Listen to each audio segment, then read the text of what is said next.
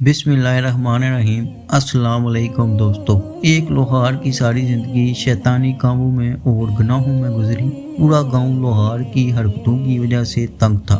एक दफ़ा वो अपनी दुकान पर काम कर रहा था तो एक बुजुर्ग दूसरे बुजुर्ग से कह रहा था, इस लोहार का क्या करें, पूरे गांव की खवातीन इस शैतान की वजह से घर से बाहर ही नहीं निकलती। दूसरे बुजुर्ग ने कहा, जब इस लोहार की अपनी बेटी पैदा होगी और कोई इसकी बेटी को बुरी नज़र से देखेगा तब इसको एहसास होगा कि औरत की इज्जत क्या होती है। दोनों बुजुर्गों को पता नहीं था कि लोहार ये सब बातें सुन रहा है। बुजुर्ग की बातें लोहार के दिल पर गहरा असर कर गई। उस वक्त उसे एहसास हुआ, मैं ये किस काम में पड़ गया था।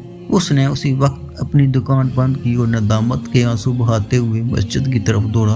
अल्लाह से अपनी गलती की माफ़ी मांगी और सच्चे दिल से तौबा की। अब लोहार ने मस्जिद में बाकायदा नमाज पढ़ना शुरू कर दी। मस्जिद में मौजूद तमाम नमाजी इसको गौर से देखते और मस्जिद का इमाम भी लोहार को अजीब नज़रों से देखता। वो जानता था कि लोहार की हरकतें कैसी थी। सबको इस बात की हैरानगी थी जो लोहार एक वक्त में शैतान था, जिसके डर से मोहल्ले की औरतें अपने घर से बाहर ही नहीं निकलती थी।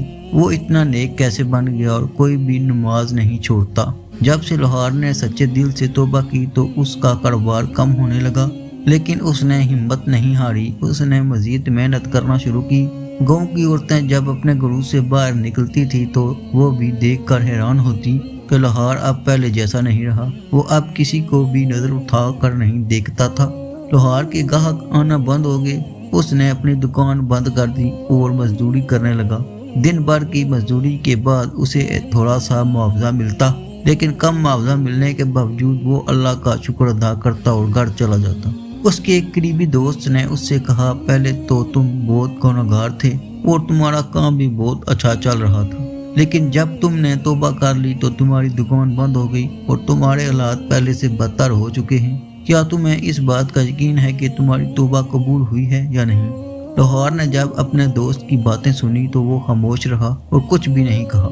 अगले दिन लोहार सुबह की नमाज अदा करके मजदूरी की तलाश में निकला, मगर उसे कहीं भी मजदूरी नहीं मिली। दूसरे दिन भी तलाश में निकला तो दूसरे दिन भी यही हाल रहा। कई दिन गुजर गए और उसे कहीं मजदूरी नहीं मिली। नौबत यहाँ तक पहुँच गई कि फाके करने पड़ गए।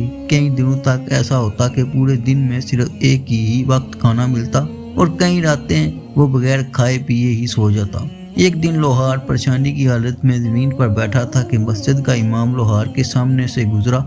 मौलवी ने लोहार को गौर से देखा। मौलवी को मालूम हो चुका था कि लोहार फाकू में है। मौलवी ने कहा, अल्लाह ने तुम्हारी तौबा कबूल ही नहीं की, वरना तुम यूं जलीलो खुवार न हो रहे होते। लोहार ने मौलवी को अपने साथ लिया और अपनी दुकान की तरफ चल पड़ा।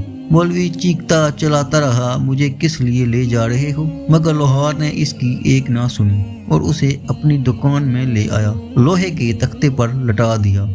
आग से हथौड़ा गर्म गिरने लगा। मौलवी गिड़गिड़ाया और कहने लगा, छोड़ दो। लोहार ने कहा, बेफिक्र हो जाओ, मैं तुम्हें कुछ नहीं कहूँगा। मैं तुम्हें यहाँ कुछ दिखाने के लिए आया हूँ। मेरी दुकान पर गाहक बेडगा लोहा लेकर आते हैं। कोई कहता है कि मुझे तलवार बना कर दो, कोई कहता है खंजीर बना कर दो।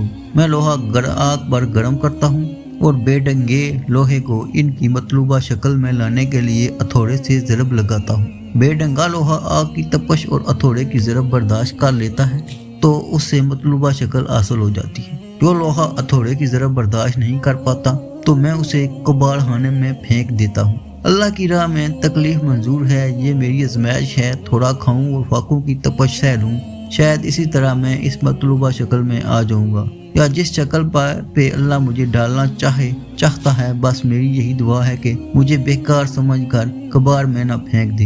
ये कहकर लोहार की आंखों में आंसू जारी हो गए और मौलवी भी लोहार की बातें सुनकर रोने लगा और लोहार से माफी मांगने लगा कि मैं तुम्हें गलत समझ रहा था। अल्लाह की राह में आने वाली मुश्किलात दरअसल हमें आखिरत की सख्ती से बचाने के लिए होती हैं।